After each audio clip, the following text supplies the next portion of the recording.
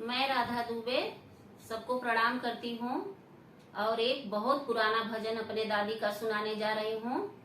लाइक करना, शेयर करना, कमेंट करना, सब्सक्राइब करना।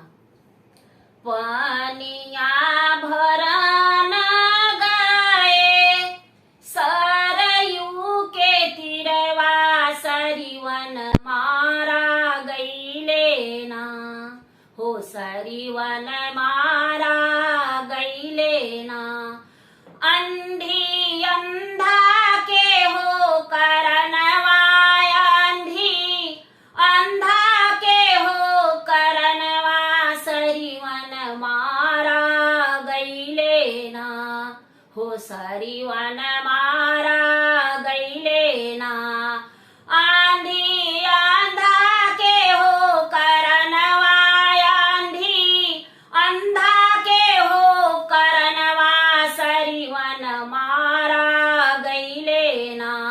माता पिता के तीर्थ कराने कवर कांध बैठाए हो, माता पिता के तीर्थ कराने कवर कांध बैठाए। जल भरने जमुना जी में पहुँचे, दशरथ पहुँचे धाय, कि आइल घोर विपतियाना, कि आइल घोर विपतियाना। मृगा समझ के मारा जान, कि आइल घोर विपतियाना।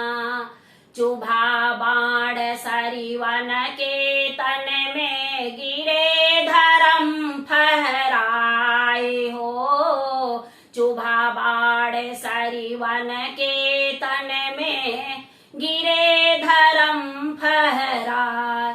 नीर पिला दो लघु चरनिया, नीर पिला दो लघु चरनिया। माता पिता पियासाना, कि माता पिता पियासाना।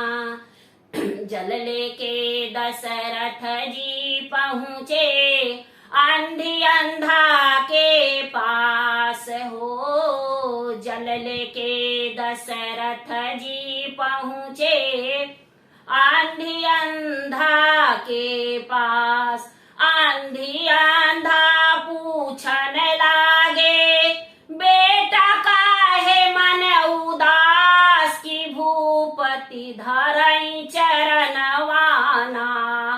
दशरथ पापी खड़े समनवा, दशरथ पापी खड़े समनवा। भूपति धरई चरणवाना। पुत्र शोक में मैं जो मरतु है, वही दशा तुहार हो। पुत्र शोक में मैं जो मरतु है, वही दशा तुहार। कि तब दशरथ घबड़ैले ना, कि तब दशरथ घबड़ैले ना।